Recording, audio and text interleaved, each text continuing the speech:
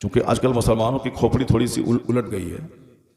अभी रामदेव जी आते हैं तो 1 लाख हिंदू उसकी बातें सुनते हैं। वो क्या कहते हैं, हाथ ऐसे उठाइए, हाथ ऐसे गिराइए, सुबह सवेरे 4 बजे उठिए, हाथ में लाठी लेके मॉर्निंग वॉक कीजिए, हेल्थ मिलेगा, सेहत मिलेगी। यानी वो सेहत की बातें करते हैं। अब 1 लाख लोग उसकी बातें सुन रहे हैं और हम लोग जन्नत की बात करते हैं, हम लोग अल्लाह की मोहब्बत की बात करते हैं। मगर हमारा कोई नौजवान इधर से भागता है, कोई उधर मोबाइल चलाता है, जैसे कि जिंदगी में कभी मोबाइल को देखा नहीं है। लोग 10-10 लाख रुपए का मोबाइल चलाते हैं मगर लोग उसको कोई देख नहीं रहा है।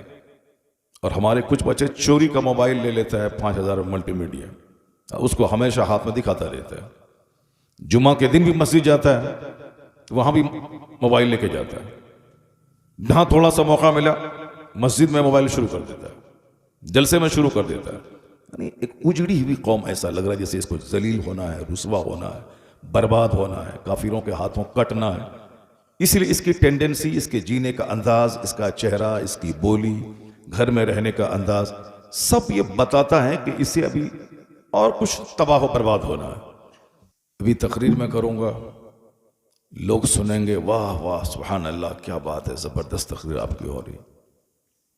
मुफ्ती फैजान साहब ने तकरीर की, सुभान अल्लाह, माशाअल्लाह, बहुत ज़बरदस्त।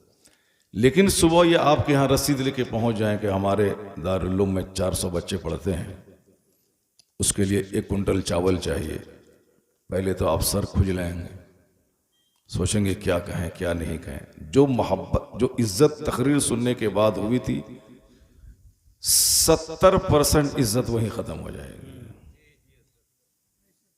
वो बोलेंगे उन्हें कि हुजूर आप मेरे घर तशरीफ लाए, सैयद साहब क्या कहना, अले रसूल का कदम मेरे घर में पड़ गया, मैं खुश नसीब हूँ, मैं अपनी तकदीर पर नाज करूँ कम है, हुजूर आइए तशरीफ लाइए। चंदा बाद में होगा, पहले इस फ़कीर को खिदमत का मौका दीजिए। हाँ, चंदा से हट के जाएंगे तब तो सब होगा, काजू किशमिश ये वो सब हुजूर तशरीफ ले आए। लेकिन जहाँ चंदे की बात आ गई, बस सब बात खत्म। अब वो बार बार कहने के बावजूद भी बेचारा बोझल दिल के साथ कुछ पैसे लिखा देते हैं। उसके बाद फिर अगर देख लिए दूसरी बार हजरत आ रहे हैं तो क्या करेंगे, वो दरवाजा बंद कर देंगे वो। लेकिन आपको मालूम है कि फैजान मियाँ उनकी इस तरह की हरकतों से बेसार होकर मदरसा बंद नहीं कर देंगे, ये मदरसा चलाना छोड़ नहीं देंगे। बल्कि फैजान मियाँ ने तो सर पे कफन बांध ही लिया है कि मेरी इज्जत करो या ना करो, मगर मदरसा का दरवाज़ा बंद नहीं होगा, हदीस कुरान की तालीम का सिलसिला बंद नहीं होगा। मुझको इज्जत नहीं दो मगर दरसगाह की खिदमत करो, अपने बच्चों को भेजो, पढ़ाओ, दीन सिखाओ। तो इतना बड़ा काम जो करे कि अपने आप को रुसवा करके जो मदरसा चलाए, उस आदमी के पांव को धोकर पी लेना चाहिए।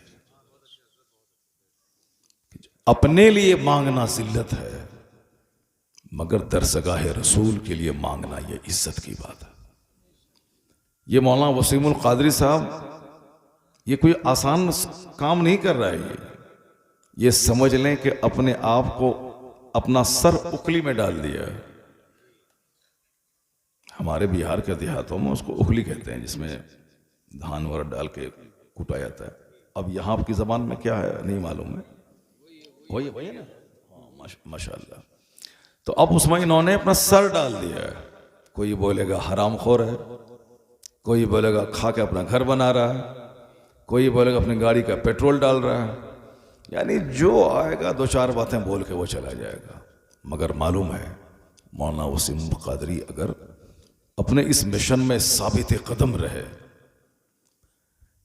तो अल्लाह तबारक व तआला इनको वो अजर देगा कि ये जन्नत में अकेले नहीं जाएगा, हजारों को अपने साथ लेके जाएगा। क्योंकि जब तक ये चमन रहेगा और जितने बच्चे कुरान और हदीस पढ़ेंगे वो सबको तो सवाब मिलेगा ही, सबको मिला के अजर इनको मिलेगा जिसने ये दरवाजा खोला है। तो मुश्किल काम बहुत कम लोग करते हैं, आसान काम सब लोग करते हैं। तो मौलाना मसीहुल क़ादरी साहब ने बहुत मुश्किल काम किया है कि मदरसा खोला है।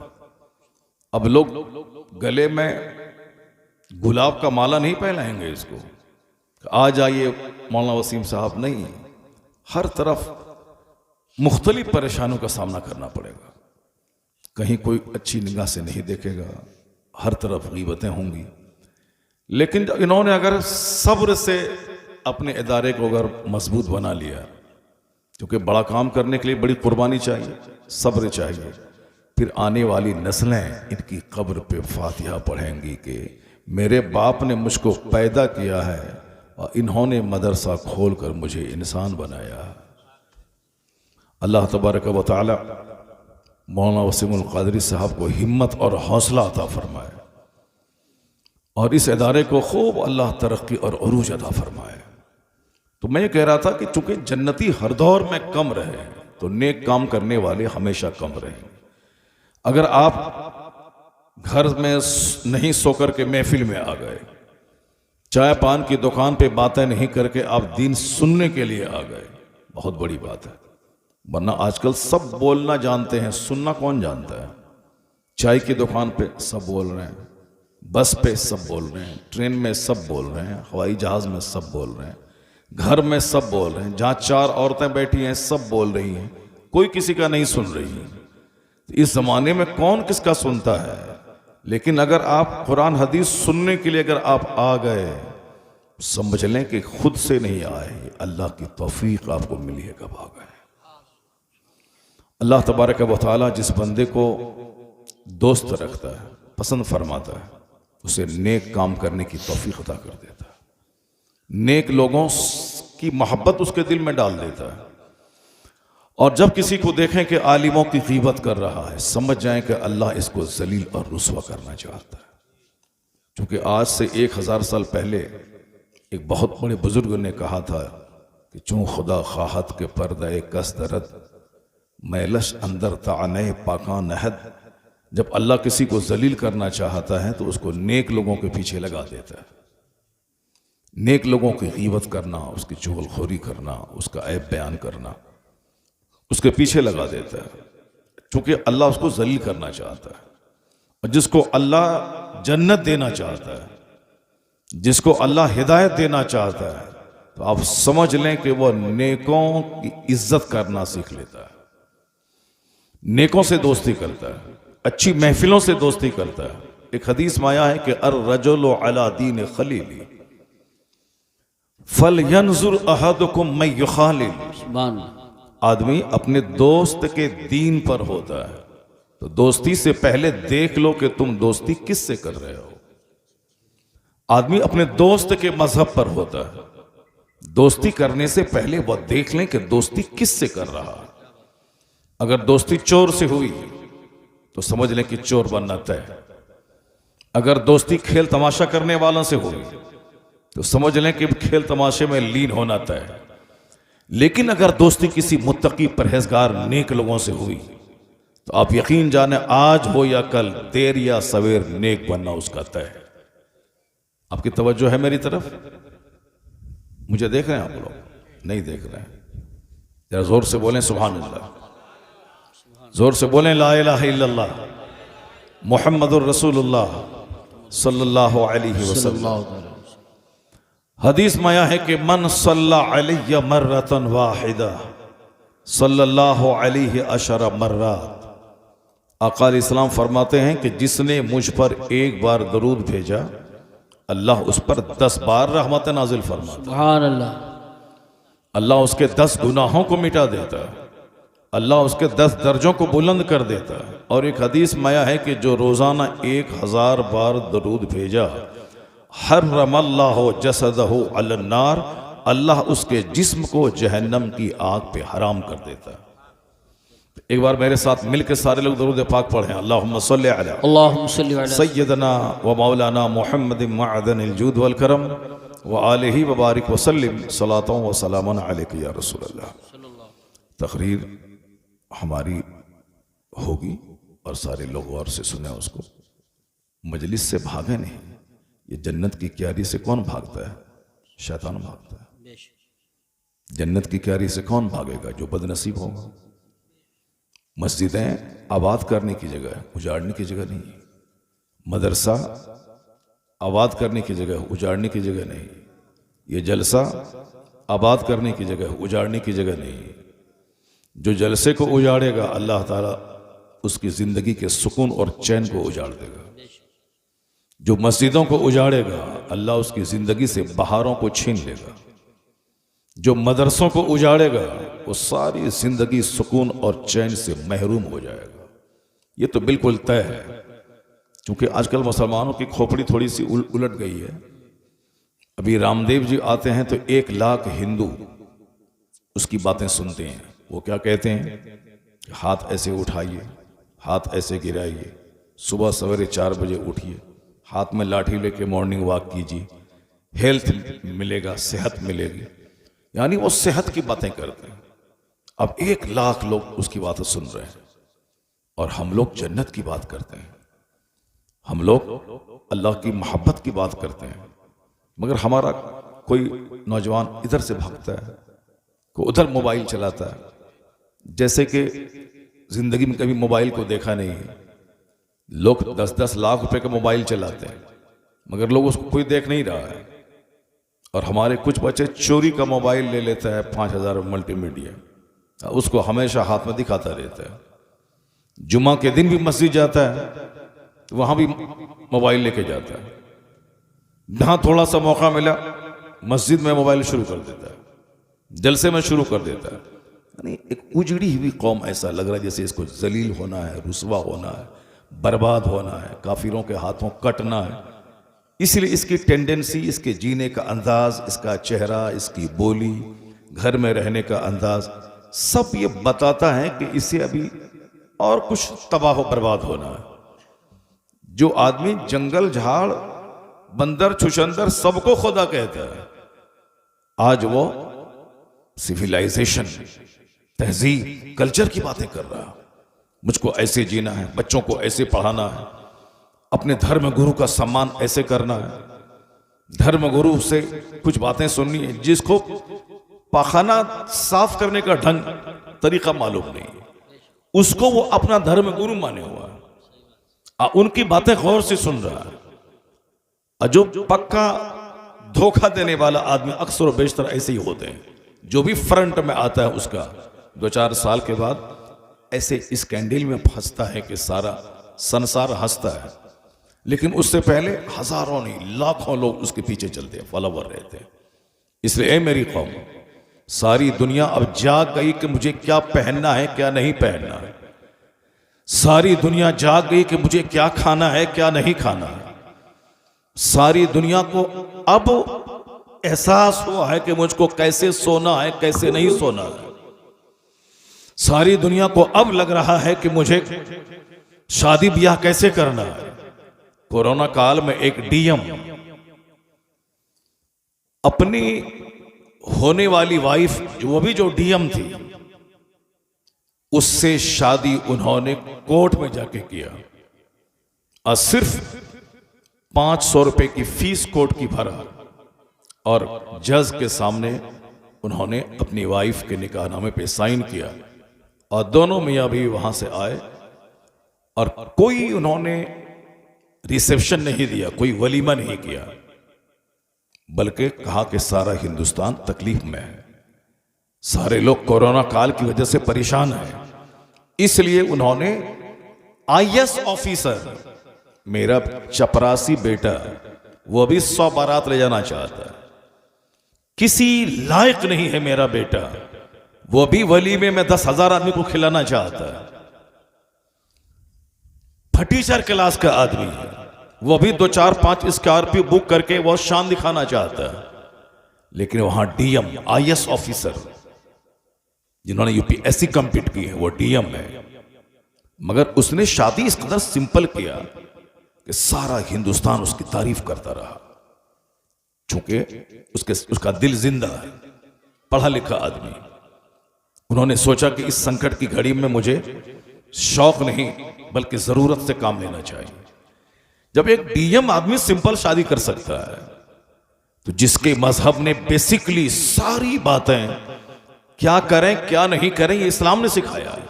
बेशक क्या लीगल है क्या इलीगल है ये इस्लाम बताता है। क्या हार्मफुल है क्या बेनिफिशियल है ये इस्लाम बताता है। क्या हानिकारक है क्या लाभदायक है ये इस्लाम बताता है। हर जुमा की तकरीर फर्ज है, यानी नमाज के जुमा के साथ यह शर्त है। किसी भी मजहब में ऐसा नहीं कि वीकली कोई नसीहत का कोई उसके यहां सिलेबस हो, ऐसा नहीं है।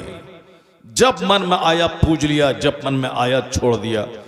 ये वीकली के वीक में एक बार ये काम करना ही करना है, डेली ये काम करना ही करना है, ईयरली ये काम करना ही करना है। ये सारा सिस्टम मज़हब इस्लाम ने दिया। रोजाना 5 वक्त की नमाज पढ़नी है। हर मुसलमान मर्द औरत पर, आकिल बालिग पर यह फर्ज है। जिस तरह जिंदा रहने के लिए खाना जरूरी है, उसी तरह मुसलमान बने रहने के लिए नमाज पढ़ना जरूरी। यह सिस्टम इस्लाम दे रहा है। वीकली हफ्ते में एक दिन जुमा की नमाज पढ़नी है। जुमा की नमाज में बगैर खुतबे जुमा की नमाज नहीं होगी। जैसे रोजाना 5 वक्त की नमाजों के बाद कोई बयान जरूरी नहीं है, लेकिन जुमा की नमाज में बयान जरूरी है। वही खुतबे जुमा जो अरबी में मेंबर पे चढ़ के इमाम साहब कहते हैं, इन्नल्लाह यअमुरु बिल अदल वल इहसान व ईताइ ज़िल कुर्बा व यनहा अनिल फहशाइ वल मुनकर वल बग़य यइज़ुकुम लअल्लकुम तज़क्करून। ये हर खुतबे जुमा में इमाम साहब पढ़ते हैं। इअमल मा शीत कमा तुदीन तुदान, जो तेरे मन में आता है करो, लेकिन जैसा करोगे वैसा अंजाम भुगतने के लिए तैयार रहना। इस हदीस से पाक का तर्जुमा, इस हदीस से पाक की तिलावत हर जुमा के दिन होती है। और खुतबे जुमा में यह भी है कि सबीलुकुम तवीलुन तवील, तेरा रास्ता बहुत लंबा है। वज़ादुकुम कलीलुन कलील, तेरे पास सफर का खर्च बहुत थोड़ा है। तो क्या कहा जाता है कि इअमलू, अमल करो, अच्छा अमल करो, चूंकि रास्ता तेरा बहुत लंबा है और सफर का खर्चा बहुत छोटा है। हर जुमा के दिन 1 मिनट का सही खुतबा जुमा ये फर्ज है, शर्त है वो। उसके बगैर जुमा की नमाज नहीं होगी। क्यों? ताकि बंदा कम से कम डेली नहीं तो वीकली अल्लाह का पैगाम सुन ले, रसूल पाक के इरशादात को सुन ले, हमें कैसे जीना है ये सारी बातें वो सुन ले जुमा के में। चूंकि खेत मर जाता है जब बारिश नहीं होती है, उस खेत को दोबारा जिंदा करने के लिए उसमें पानी डाला जाता है। पानी पड़ने के बाद खेत दोबारा जिंदा होता है। यह दिल का खेत दुनियादारों का चेहरा देखने की वजह से मर जाता है। यह दिल बेनमाजी का चेहरा देखने से मर जाता है। यह दिल शराबी, पापी, लुच्चे, लफंगे, गुंडे, चोर, मवाली सबको देखने के बाद यह दिल मर जाता है। जब दिल मर जाता है तो आदमी को अच्छी महफिल अच्छी नहीं लगती, अपने माँ बाप अच्छे नहीं लगते, अपनी बीवी अच्छी नहीं लगती। जब दिल मर जाता है तो उसको सच्चाई से नफरत और झूठ से रग़बत हो जाती है। तो इस मरे हुए दिल को दोबारा जिंदा करने के लिए शरीयत ने इंतजाम किया है कि जुमा में लाजमी तौर पर खुतबा सुना जाए, कुरान पाक की तिलावत सुनी जाए और अल्लाह के रसूल की हदीस सुनी जाए। तो खुतबे जुमा को सुनने के बाद ऐसा होता है जैसे मरा हुआ दिल दोबारा जिंदा हो गया हो। यह नसीहत का पानी हर जुमा के दिन पड़े ताकि मरा हुआ खेत जिंदा हो जाए, उसका दिल जो मर चुका था वो दोबारा जिंदा हो जाए, नेकी की फसल पैदा होने के काबिल हो जाए। इसलिए इस्लाम ने ये एहतमाम किया कि हर जुमा के दिन वाज होना चाहिए, नसीहत होनी चाहिए। और इस्लाम ने एक एहतमाम किया है कि साल में 2 दिन, ईद और बकरीद में एक लंबा खिताब होना चाहिए। जुमा की तकरीर मुख्तसर इसलिए नमाज से पहले है, ईद और बकरीद की तकरीर लंबी इसलिए नमाज के बाद है, ताकि नमाज के बाद आराम से लोग बैठ जाएं और एक लंबी तकरीर सुने और साल भर तक के लिए रूहानी खुराक वहां से जमा कर लें और उसी रूहानी खुराक की रोशनी में साल भर अपनी जिंदगी गुजारें। तो शरीयत ने इंतजाम किया कि क्या करना है क्या नहीं करना है। ये ईदैन का खुतबा कहता है, कैसे जीना है कैसे नहीं जीना है ये जुमा का खुतबा कहता है। और निकाह की महफिल में डेकोरेशन जरूरी नहीं है। निकाह हम लोगों ने जो अननेसेसरी चीजों को शादी में दाखिल कर लिया है, हल्दी की रस्म, ये रस्म, वो रस्म, ये फालतू रस्म जो गैर मुस्लिमों के यहाँ से, हिंदुओं के यहाँ से मुस्लिम सोसाइटी में सारी रस्में आ गई हैं। हमारे यहाँ सिर्फ इतना है कि निकाह तय हुआ, शादी तय हुई, 2 गवाह सामने रहे और काजी साहब इजाब कबूल करवा दें। रात में निकाह, सुबह में निकाह, शाम में निकाह, जब हो निकाह करें, मस्जिद में निकाह, घर में निकाह। निकाह इस कदर आसान बना दें कि ज़िनाकारी मुश्किल हो जाए, ज़िना चोर दरवाजे से समाज में दाखिल ना हो। लेकिन आज हमने अननेसेसरी इतनी रस्मों को शादी में दाखिल कर लिया है कि अब ज़िना 10 रुपए में हो रहा है, शादी 10 करोड़ में हो रही है, ज़िनाकारी 100 रुपए में हो रही है, और शादी 10-10 लाख रुपए में भी नहीं हो रही है। शादी को मैंने महंगा बना दिया, ज़िना सस्ता हो गया। यही वजह है कि पैगंबर आज़म ने शादी को इतना आसान बनाया था कि अपनी बेटी फातिमा ज़हरा की शादी मस्जिद नबवी में पुराने कपड़े में कर दी, ताकि क़यामत तक मेरा गुलाम जब अपनी बेटी की शादी का सवाल आए तो पेचीदगी में नहीं पड़े, कॉम्प्लिकेटेड मैटर नहीं बनाए शादी को कि ये होगा तब शादी होगी, कपड़े खरीदारी होगी तब शादी होगी, इतना पैसा होगा तब शादी होगी। नहीं, जैसे ही लड़का हो या लड़की जवान हो, अब माकूल रिश्ता मिल जाए, फौरी शादी करा दे, रात में हो या दिन में हो। उसके लिए बहुत बड़ी महफिल के आयोजन की जरूरत नहीं है, सिर्फ 2 गवाह रहें, निकाह हो जाए। इतना सिंपल इस्लाम ने निकाह को बनाया था। और खुतबे में निकाह में खुतबा पढ़ा जाए, यह खुतबा निकाह सुन्नत है।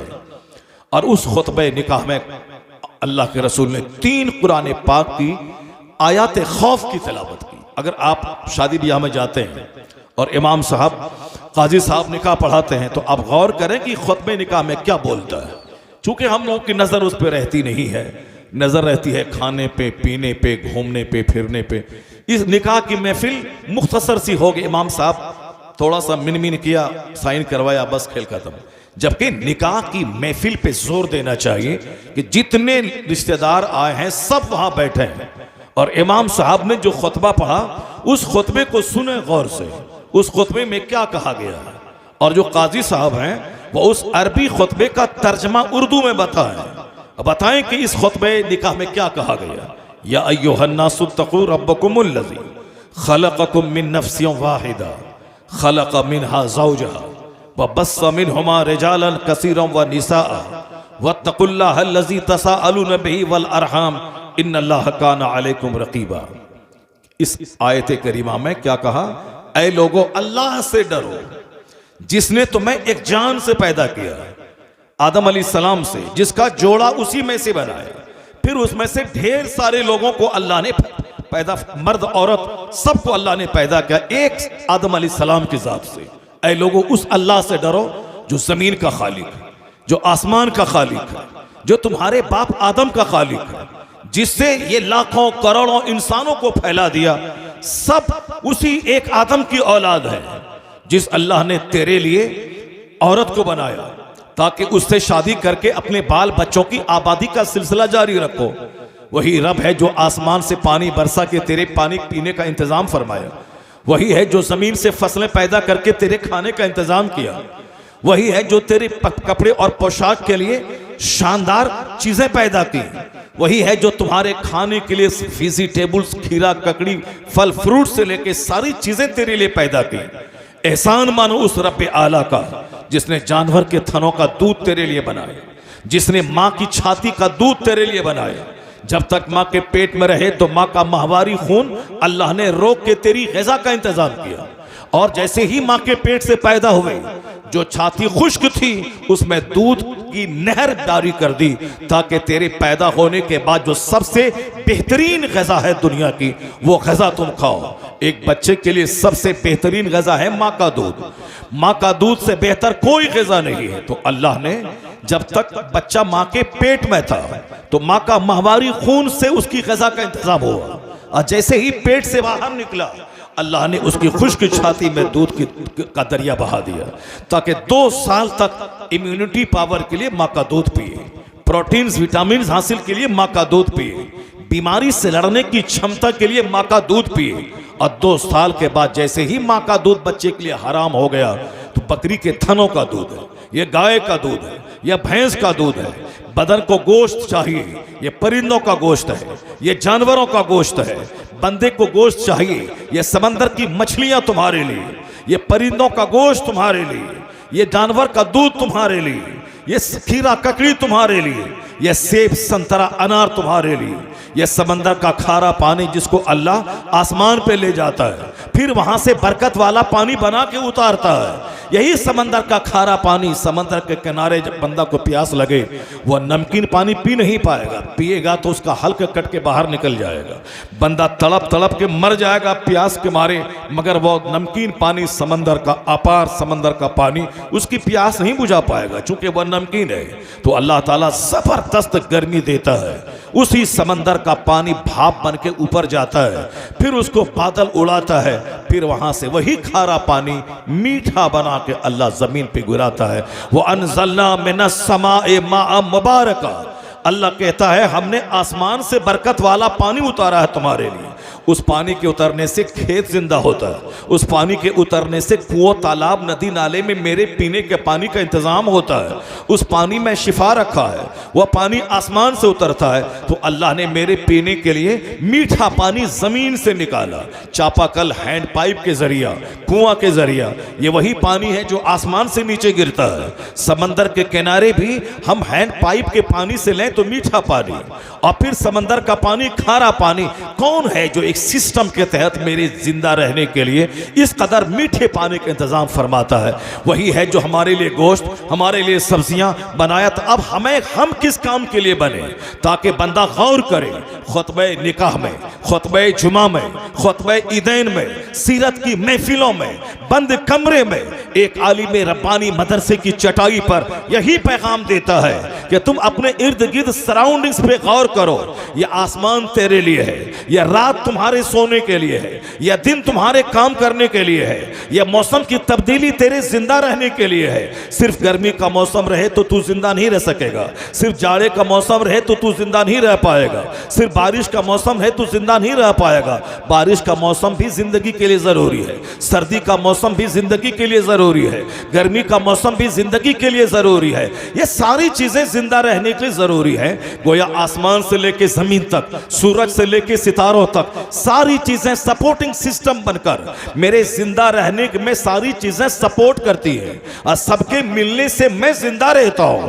पानी अंदर से अल्लाह गायब कर दे तो सारे लोग बगैर मछली के पानी की तरह तड़प तड़प के मर जाएंगे। 1 मिनट के लिए अल्लाह हवा को बंद कर दे, ऑक्सीजन खत्म हो जाए, सारे लोग तड़प तड़प के मर जाएंगे। अगर ये मिट्टी मेरे सामने से खत्म हो के सिर्फ पत्थर हो जाए तो मेरा जीना मुश्किल हो जाए। ये मिट्टी मेरे लिए, ये हवा मेरे लिए, ये आग मेरे लिए, ये पानी मेरे लिए, ये सारी नेमतें मेरे लिए, तो मैं किस काम के लिए? जिस दिन बंदा गौर करेगा ये सारी नेमत हमारे लिए, अब मैं किस काम के लिए, तो एक आवाज आएगी कि सारी नेमतें अल्लाह ने तेरे लिए पैदा की हैं और तुझको अल्लाह ने अपनी इबादत के लिए पैदा किया है, ताकि तू जमीन से फायदा उठा, आसमान से फायदा उठा, माँ के दूध से फायदा उठा, जानवर और मछली से तू फायदा उठा, खीरा ककड़ी से तू फायदा उठा। ये सारी नेमतों का इस्तेमाल तुम कर और तू अपनी पेशानी का सजदा उस रब्बे कदीर के लिए खास कर दे। अल्लाह नेमतें दी हैं ताकि तू उस नेमत देने वाले को सजदा करे। और जिस दिन ये ख्याल दिल में पैदा होगा तो बंदा 8 घंटे रात में सोने के बाद वह खेत बाद में जाएगा, वह दुकान बाद में जाएगा। तो जिस रब ने 8 घंटे की गहरी नींद दी, उससे जागने के बाद सबसे पहले बंदा नमाज़े फज्र के लिए मस्जिद जाएगा, ताकि उस खुदा की नेमत का शुक्राना अदा हो जाए जो अल्लाह हमें 8 घंटे की गहरी नींद अता फरमाए। सुभान अल्लाह, नारे तकबीर, नारे रिसालत। बंदा जब अक्ले सलीम से काम लेता है तब वो इन बातों पे गौर करता है कि हम किस काम के लिए पैदा हुए। अल्लाह रब्बुल इज्जत ने नमाज का ऐसा सिस्टम रखा है जिसमें कि काम के टाइम में नमाज कम है, रात भर सोने का टाइम है, रात में कोई नमाज फर्ज नहीं, ईशा के बाद, ईशा से लेके फजर तक कोई नमाज फर्ज नहीं है। तहज्जुद बंदा पढ़े ये सवाब मिलेगा, लेकिन अगर कोई नहीं पढ़े तो कोई गुनाह नहीं है। ईशा से लेके फजर के बीच में कोई नमाज फर्ज नहीं है, ये आराम का टाइम। या सोने का टाइम है। हाँ, अल्लाह के मखसूस बंदे तहज्जुद पढ़ें, ये हाई क्वालिटी की बात है, लेकिन वह फर्ज नहीं है। पढ़ लें, ऑप्शनल नेकी है, बहुत बड़ी नेकी है। तहज्जुद की नमाज से चेहरा चमकता है। तहज्जुद की नमाज पढ़ने से आदमी कब्र में रोशनी का सबब बनती है। यह नमाज, तहज्जुद की नमाज पढ़ने से सेहत मिलती है, रोजी में बरकतें होती हैं, घर में अमन चैन सुकून रहता है। लेकिन ये फर्ज नहीं है। फर्ज है इशा की नमाज, फर्ज है फज्र की नमाज। इस बीच में मुकम्मल 8 से लेकर 10 घंटे तक बंदा आराम करे, सोए। तो अब जब सोने के बाद जगे तो क्या पढ़े? हुजूर कहते हैं ये दुआ पढ़ो, अल्हम्दुलिल्लाहिल्लज़ी अहयाना बादा मा अमातना व इलैहि नुशूर। तमाम तारीफ उस रब्बे आला के लिए जिसने हमें मौत के बाद दोबारा जिंदगी अता कर दी। यानी नींद मौत असगर का नाम है। अल्लाह ने दोबारा मुझको जिंदा कर दिया। ये दुआ पढ़ें कि अल्लाह ने हमें मरने के बाद दोबारा जिंदा कर दिया। बंदा फौरी मस्जिद की तरफ हो जाएगा और सर्व सुजूद हो जाएगा। इस नेमत का शुक्राना है कि अल्लाह ने रात बनाई। पिछले दिन जो मैंने काम किया था, सारी थकावट हमारी दूर हो गई।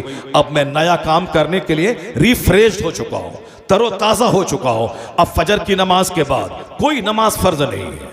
इशराक है, बहुत फजीलत है। एक हज एक उम्रा का सवाब मिलेगा अगर बंदा फजर की नमाज पढ़ के मस्जिद में रहे।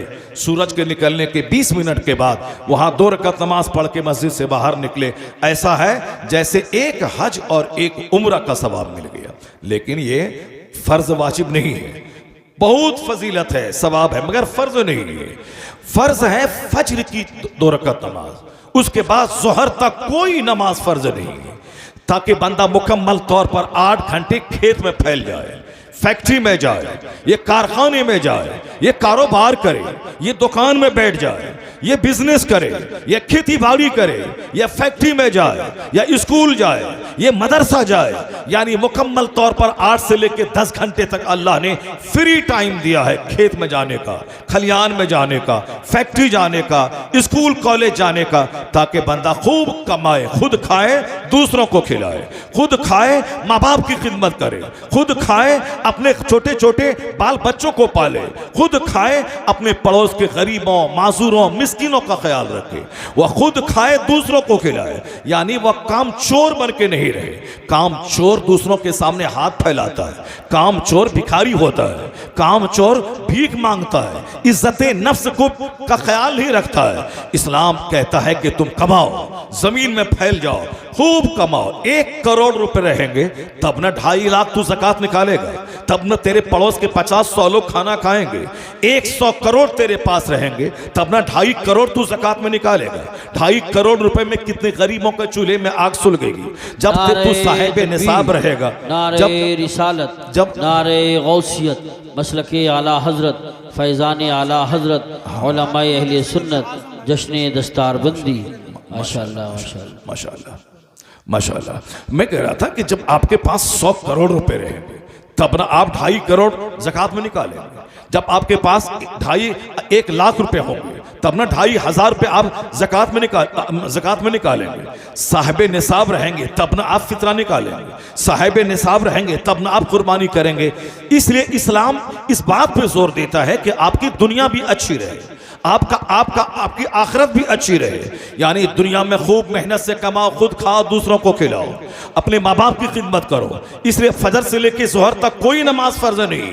ये वक्त है कमाने का, ये वक्त है मेहनत करने का, ये वक्त अपने बूढ़े माँ बाप के इलाज करने के लिए पैसा कमाने का, अपनी बीवी को रानी बना के घर में रखने का, उनके नानो नफका का तुम्हारे जिम्मे है, वलीमा तुम्हारे जिम्मे है, मेहर की रकम तुम्हारे जिम्मे है। अल्लाह ने जो सिस्टम इबादतों का बनाया है, ऐसा लाजवाब सिस्टम है कि यूरोप का दानिश्वर कहता है कि I can not find any other man in history like Muhammad. मैं पूरे मानव इतिहास में मुस्तफ़ा का जवाब नहीं पाता हूँ। मुस्तफ़ा लाजवाब, उनके उसूल लाजवाब, उनका ज़ाब्ता लाजवाब, उनका सारा सिस्टम लाजवाब, उनका सारा रेगुलेशन लाजवाब, उनकी तालीमात लाजवाब। वो कहते हैं, इस्लाम के पैगंबर ने कहा है जब तुम बाहर से घर आओ तो अपने घर वालों के लिए तोहफा लाओ, और तोहफा अपने पड़ोस के बच्चों के लिए भी लाओ।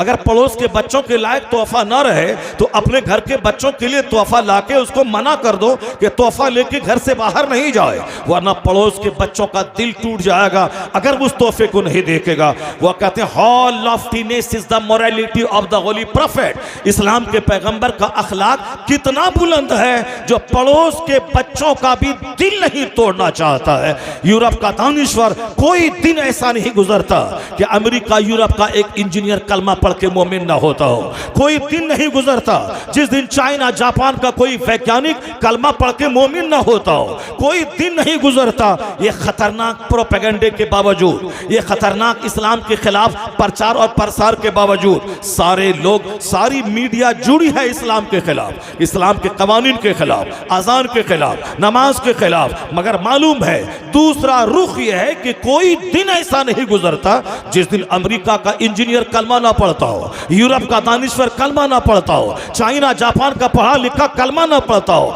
हिंदुस्तान का कोई दानिश्वर कलमा पढ़ के मुस्तफ़ा का गुलाम ना बनता हो। इसलिए बुजुर्गों ने कहा है कि तालीम को बाज होने दे, मदरसे को बढ़ने दे, स्कूल कॉलेज को फैलने दे, साइंस को जवान होने दे। जैसे जैसे साइंस जवान होती जाएगी मुस्तफ़ा के गुलामों की तादाद में इजाफा होता चला जाएगा, मुस्तफ़ा के गुलामों की तादाद में इजाफा होता जाएगा। क्योंकि हुजूर का हर ज़ाब्ता लाजवाब है, हर कानून लाजवाब है। नमाज का कोई जवाब नहीं है, ज़कात व खैरात का कोई जवाब नहीं है, फितरे का कोई जवाब नहीं है, शर्म कुर्बानी का कोई जवाब नहीं है, हज एक इंटरनेशनल प्लेटफॉर्म इस्लाम देता है उसका कोई जवाब नहीं है। शर्त है कि सिर्फ मुसलमान उसकी इफादियत पे गौर करे, उसकी यूटिलिटीज पे गौर करे, इसके महत्व पे गौर करे। एक मुसलमान का बच्चा कोई बेनमाजी नहीं रहेगा क्योंकि ये अभी गौर नहीं कर रहा, ये जान नहीं रहा है। हजरत इब्राहिम बिन अदहम के पास शफीक बल्खी आए, कहा हुजूर मैं रोजी की तलाश में घर से बाहर जा रहा हूं, 1 साल के बाद लौट के आऊंगा। कहा ठीक है शफीक जाओ, रोजी की तलाश करना यह बहुत बड़ी नेमत है। अल कासिबो हबीबुल्लाह, हदीस माया है कि रोजी तलब करने वाला, हाथ से रोजी कमाने वाला अल्लाह का दोस्त है। यानी जो हलाल रोजी तलाश करता अपने हाथ से, चाहे टेलरिंग करता हो, चाहे मैकेनिकल काम करता हो, चाहे टाइल्स लगाता हो, चाहे खेती बाड़ी करता हो, चाहे ईंट ढोता हो, हाथ से हलाल रोजी कमाने वाला अल कासिबो हबीबुल्लाह अल्लाह का दोस्त है। शफीक बल्खी निकले, चले गए, कमाने की खातिर गए हैं। एक मंजिल पर ठहरे और वहां उन्होंने एक अजीब सा नजारा देखा और वापस वो आ गए। इब्राहिम बिन अदहम से मुलाकात हुई, कहा तुम तो कहा था कि मैं साल भर के बाद लौट के आऊंगा और तुम चंद ही दिन के बाद वापस आ गए। कहा हुजूर एक वाकया ने मुझको लौटा दिया। कहा कौन सा वाकया? कहा मैं एक जगह ठहरा था, देखा कि एक परिंदा अपाहिज है, उनके दोनों पांव नहीं है, उनके दोनों हाथ नहीं है, लेकिन बिल्कुल मोटा ताज़ा परिंदा है।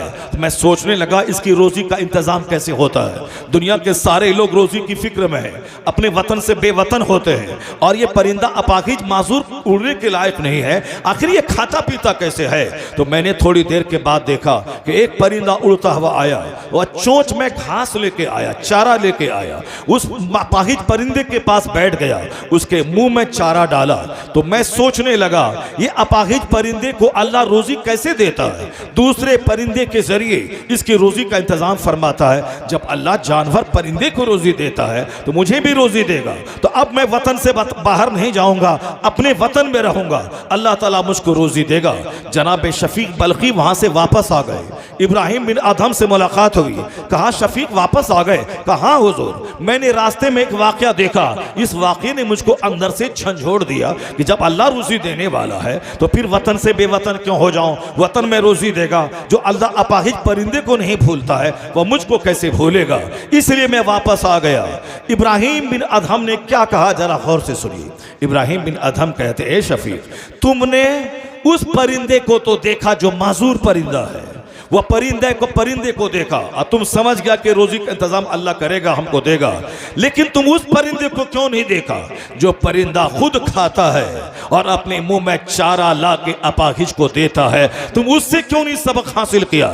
तुम माजूर परिंदा क्यों बनना चाहता है? तुम अपाहिज परिंदा क्यों बनना चाहता है? तुम उस परिंदे की तरह बन जा जो खुद खाता है और माजूर परिंदे को खिलाता है, अपने चोंच में रोजी लाता है और उसको खिलाता है। अल्लाह तबारक तबारक व तआला यही चाहता है कि मेरा बंदा कमाए, ज़कात फ़र्ज हो ताकि गरीबों का भला हो, मेरा बंदा कमाए ताकि इस पर उश्र वाजिब हो ताकि गरीबों का भला हो, मेरा बंदा साहिब निसाब हो ताकि सदक़े फ़ित्र निकाले, गरीबों का भला हो, मेरा बंदा गाय पाले ताकि 40 में से एक बकरी निकाले, 40 गाय में एक बकरी निकाले ताकि गरीबों की खुराक हो जाए, ज़मीन से फसलें पैदा करे, 10 केजी में 1 केजी गरीबों को दे दे, 20 में 1 केजी गरीबों को दे दे। तो अल्लाह तबारक व तआला हमें मजदूर नहीं बनाना चाहता, हमें अपाहिज नहीं बनाना चाहता, अल्लाह हमें कंगाल नहीं देखना चाहता। ये तो हम अपनी मर्जी से कंगाल बने हैं। मुसलमान रमजान के दिनों में जाके देख लें, जामा मस्जिद दिल्ली में ऊपर से लेके नीचे तक सारी सीढ़ियां भीख मंगों से भरी हुई है, हर शहर में हर गली कूचा भीख मांगने वालों से भरी है। जो कौम सखी बन के आई थी, जो कौम दान करने आई थी, जिस कौम में ज़कात और फितरात के सदक़े फ़ित्र के कवानीन मौजूद है, उस कौम के लोग भिखारी कैसे बन गए?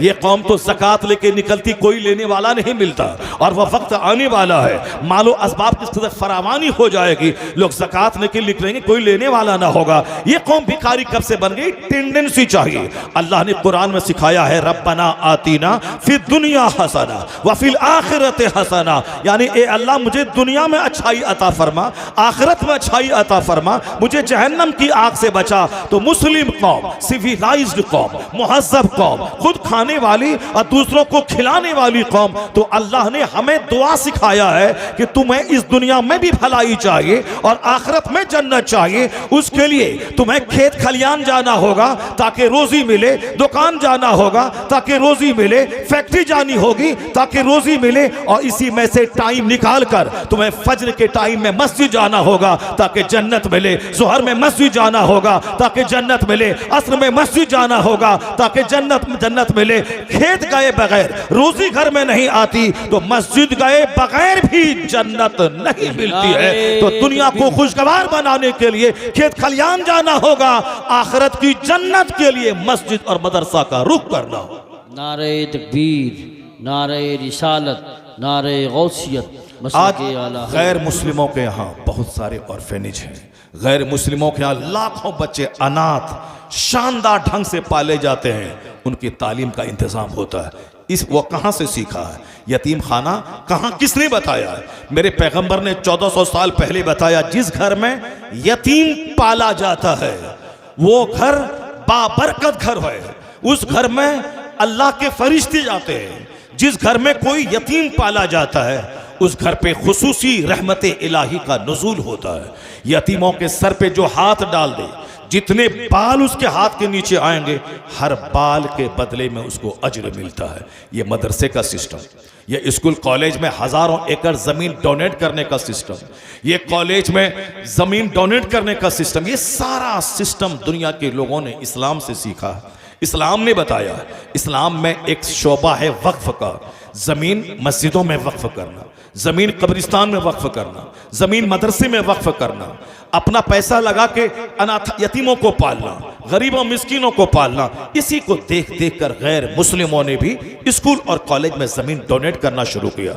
परसों देखा एक शख्स बोल रहा था कि आज हिंदुस्तान में रेलवे और आर्मी के बाद सबसे ज़्यादा ज़मीन वक्फ की ज़मीन है, लेकिन मुसलमानों को उससे क्या फ़ायदा होता है? यानी वह भी वही बोली बोल रहा है जो दूसरे लोग बोलते हैं। इससे आम मुसलमान को क्या फ़ायदा है? मैंने उनसे कहा कि आम मुसलमानों को क्या फ़ायदा होगा?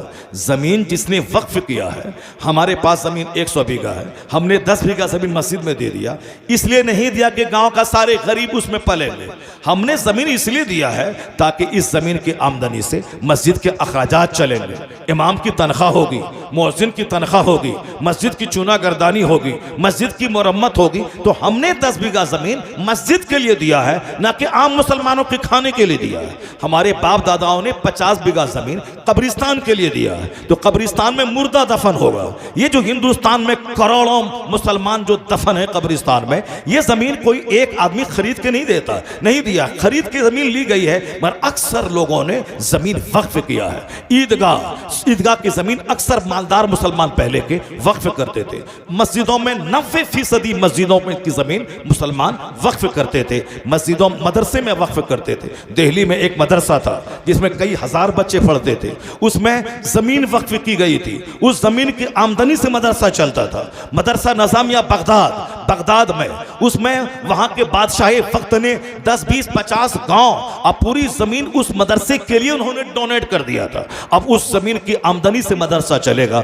ये जो वक्फ का सिस्टम है ये आज का नया नहीं बल्कि पुराना सिस्टम है। इसी से मस्जिद का सिस्टम, मदरसे का निज़ाम, कब्रिस्तान का निज़ाम और ईदगाह का निज़ाम। इसलिए दूसरों को देखने में लगता है कि अरे इतनी मस्जिदें, इतने कब्रिस्तान, तो हमारे बाप दादाओं ने कब्रिस्तान के लिए ज़मीन वक्फ किया है, ना कि गाँव के गरीब लोगों के खाने पीने के लिए। मदरसे में ज़मीन वक्फ किया है ताकि गरीब मिस्किन के बच्चे पढ़ें। तो हिंदुस्तान में जो हज़ारों मदरसे हैं, लाख के करीब जो मदरसे हैं, ये सारे मदारिस की जो ज़मीन वक्फ की गई उससे करोड़ों मुसलमानों को फ़ायदा पहुंचता।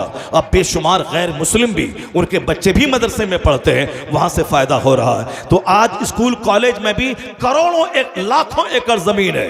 वो सारा सिस्टम इस्लाम ने बताया है, लोगों ने इस्लाम से सीखा है। इस्लाम ने दुनिया वालों को तहजीब सिखाई है, जीने का शऊर सिखाया है, अनाथालय कायम करने का सिस्टम अता किया है। इस्लाम ने ये कहा है कि माँ की गोद से लेकर कब्र की गोद तक पढ़ो, पढ़ने की कोई उम्र नहीं है। Knowledge is power, knowledge is light. शिक्षा शक्ति का नाम है, तालीम कुव्वत का नाम है, तालीम रोशनी का नाम है। माँ की गोद से लेकर कब्र की गोद तक पढ़ो, हर उम्र में पढ़ो।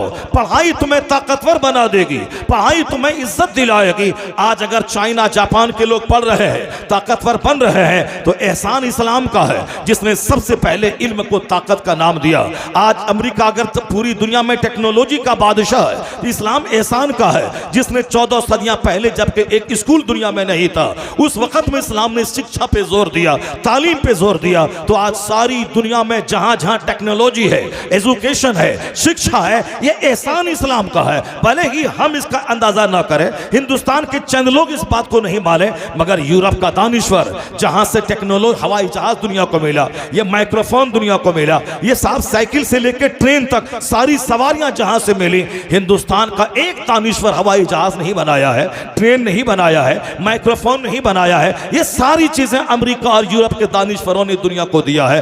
अब वहां का एक दानिश्वर कहता है, it must be owned that all the knowledge whether of physics और एस्ट्रोनॉमी और एस्ट्रोलॉजी और mathematics which flourished in Europe from the 10th century was originally derived from the Arabian schools, and the Spanish Saracen may be looked upon as the father of European philosophy। वह Christian कहता है ये जो दुनिया भर में आज science जवान हुई है, यह साइंस को जवानी मदरसों ने दिया है।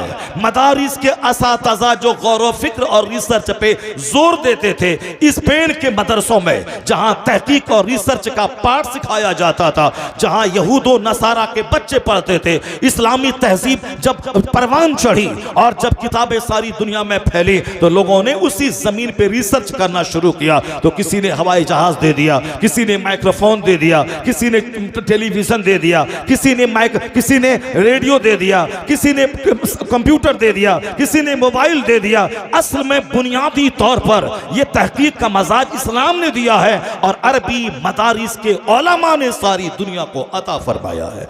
अगर यह बात मैं बोलूं तो लोग बोलेंगे बड़ बोलेपन से आप काम ले रहे हैं।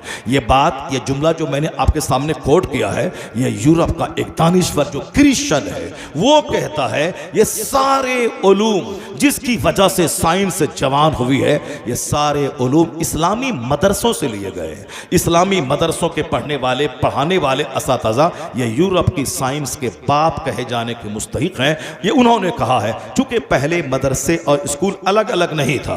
ताजमहल का इंजीनियर मदरसे का पढ़ा हुआ, हवाई और जामा मस्जिद दिल्ली बनाने वाला इंजीनियर इसी मदरसे का पढ़ा हुआ, लाल किला कुतुब मीनार का इंजीनियर इसी मदरसे का पढ़ा हुआ। चूंकि हम लोगों ने मदरसों को आज गरीबों के बच्चे के पढ़ने की जगह समझ लिया और अंग्रेजों ने जब इंडिया में कब्जा किया, उन्होंने मुसलमानों की ताकत को तोड़ने के लिए स्कूल कॉलेज का सिस्टम अलग कर दिया, मदरसे का सिस्टम अलग कर दिया, ताकि धार्मिक शिक्षा मदरसे में हासिल करें, ताकि ताकि जो लोग मदरसे में पढ़ें वो अपाहिज हो जाए, वो अंग्रेजी ना जाने, वो साइंस ना जाने, वो फिजिक्स केमिस्ट्री ना जाने, वो सोशल स्टडीज ना जाने, मदरसे में सिर्फ वो धर्म सीखता रहे और कंगाल बन के रहे। और स्कूल कॉलेज में पढ़ने वाला वो कुरान नहीं जाने, वो हदीस नहीं सीखे, वह मॉडर्न एजुकेशन के चक्कर में रोजी रोटी की तलाश में वो रहे, वह भूल जाए रोजा, वह भूल जाए नमाज। यानी मदरसे के लोगों को भी माशी तौर पर कमजोर कर दिया जाए और स्कूल कॉलेज में जो मुसलमान के बच्चे पढ़ें उसको मजहबी तौर पर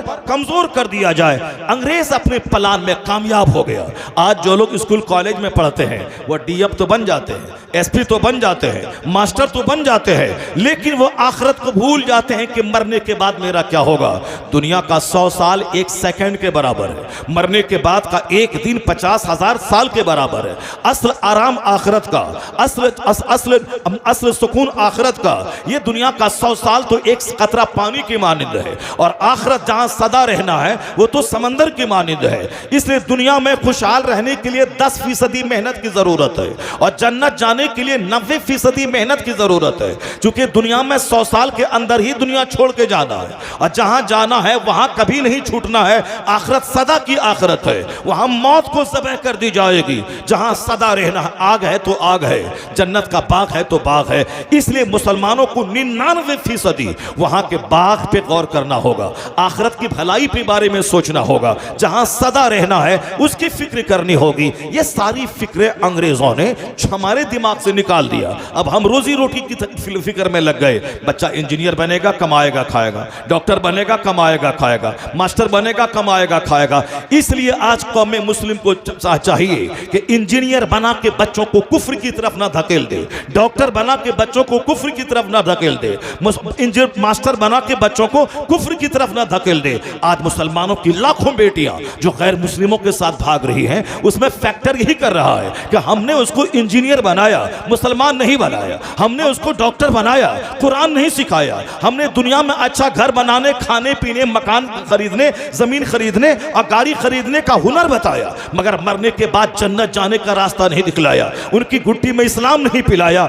जिस दिन उनकी गुट्टी में इस्लाम पिला देते और हुजूर से सच्ची मोहब्बत पैदा हो जाती तो दुनिया की कोई बहार उसके ईमान को लूट नहीं पाती, वो सारी जिंदगी कुंवारा रह जाता, मगर इस्लाम का सौदा नहीं करता। अगर यहाँ अपने आप को हम ख्वाहिशात से बचाए, गुनाहों से बचाए, तो अल्लाह जन्नत में 70 हूरें अता फरमाएगा, हजारों नौकर हूरों खिलवान अता फरमाएंगे, सोने चांदी की ईंट से बना हुआ मकान अता करेगा। जिस तरह आसमान हक है, जमीन हक है, सूरज और चांद सच है, उसी तरह मरने के बाद कब्र का अजाब हक है, कब्र का सवाल जवाब सच है, पुलसरात सच है। यानी ये आखिरत का सारा पाठ जो कुरान हदीस में है, जो मदारिस में पढ़ाए जाते हैं, वो सारा पाठ स्कूल कॉलेज के बच्चों को गुट्टी में पिलाना होगा, वरना बच्चे मेरे हाथ से निकल जाएंगे, बच्चियां मेरे हाथ से निकल जाएंगी। इस कदर मुस्तफ़ा की मोहब्बत, आखिरत की मोहब्बत, अल्लाह की मोहब्बत इस कदर दिल में डाल दिया जाए ताकि कोई आदमी हराम का करोड़ों रुपया उसको देना चाहे, यह कहते हलाल का 1 रुपया हमारे लिए हराम के करोड़ों रुपए से बेहतर है। अगर कोई हसीन और जमील खातून उसके ईमान के लूटने की शर्त पे उसके निकाह में आना चाहे या उनके चेहरे पे थूक के कहे मैं सारी जिंदगी कुंवारी रह जाऊंगी या कुंवारा रह जाऊंगा मगर इस्लाम का सौदा नहीं करूंगा, ये जबरदस्त बात वही बोलेगा जो फिजिक्स पढ़ेगा 5 घंटे और 1 घंटे कुरान पढ़ेगा, ताकि फिजिक्स पढ़ेगा तो दुनिया मिलेगी, कुरान पढ़ेगा तो ईमान बचेगा, जन्नत मिलेगी।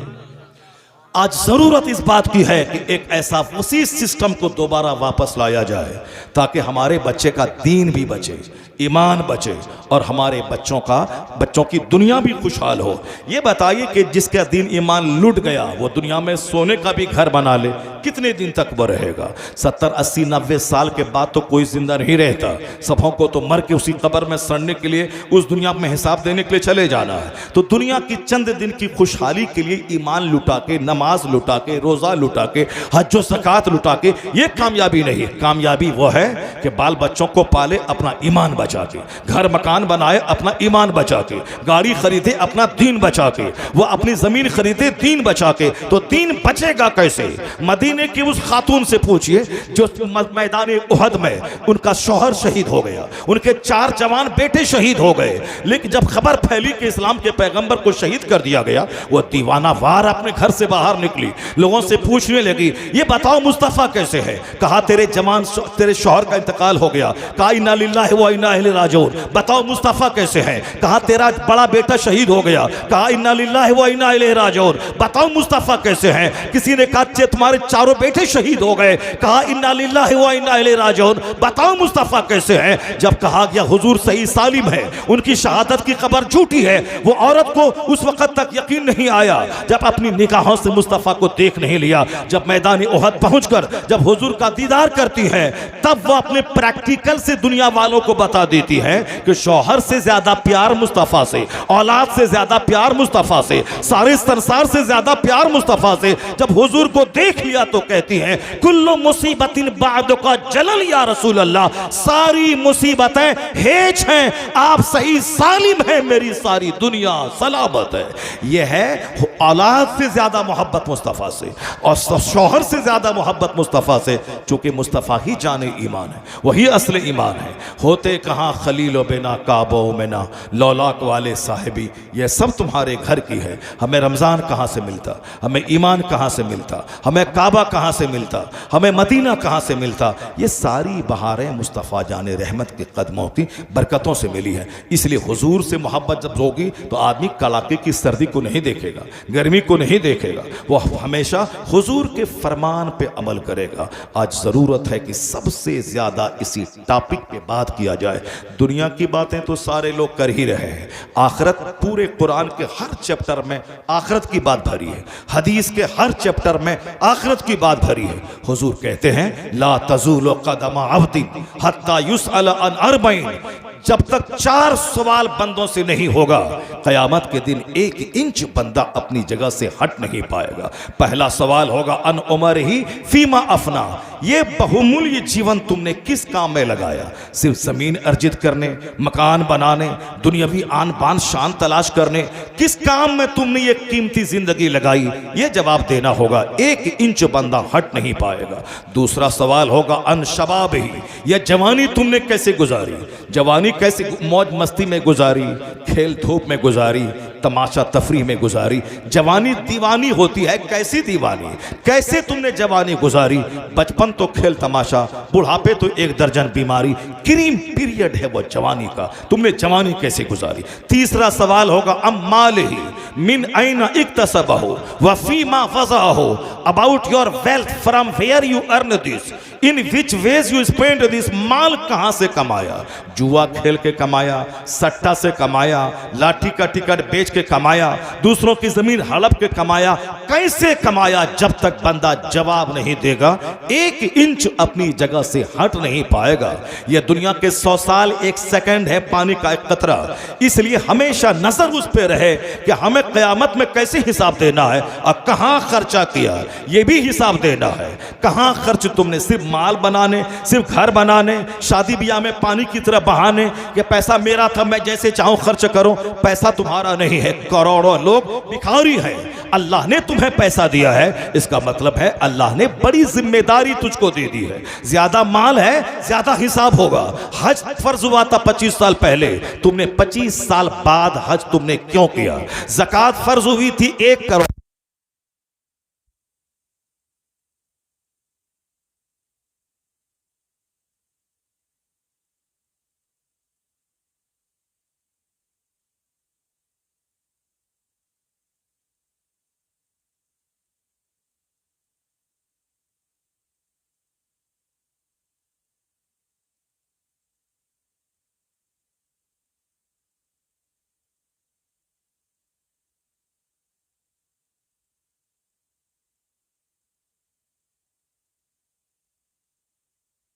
सामने बयान की जाएंगी।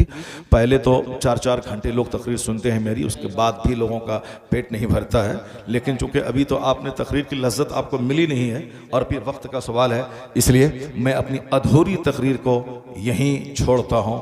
इंशाअल्लाह फिर अगर कभी मौका मिलेगा तब मैं आपके सामने बयान करूँगा। ये मदरसा मौलाना वसीमुल क़ादरी साहब ने कायम किया है। इस मदरसे को परवान चढ़ाना, अपना कीमती ताउन देना, अच्छा मशवरा देना, ये आप सबका फ़र्ज़ बनता है।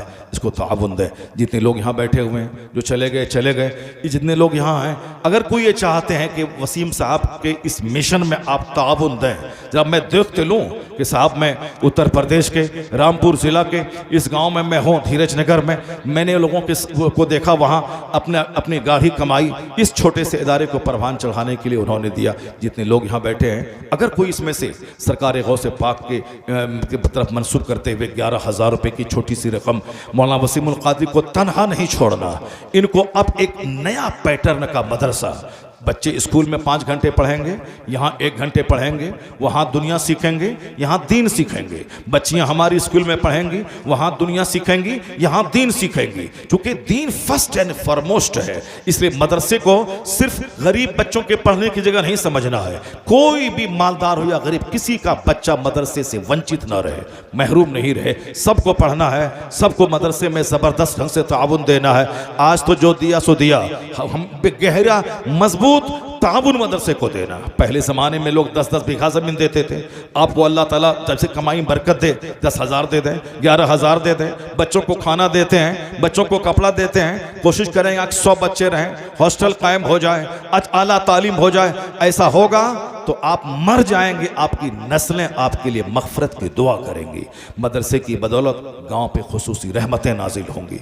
जहां बच्चे दिन रात कुरान पढ़ते हैं, ये जाहिर सी बात है, वहां से बेशुमार बलाएं टलती हैं, बेशुमार मुसीबतों का खात्मा होता है। मैं उम्मीद करता हूं कि गांव के सारे लोग, जो आप आज नया मदरसा है, उसके बावजूद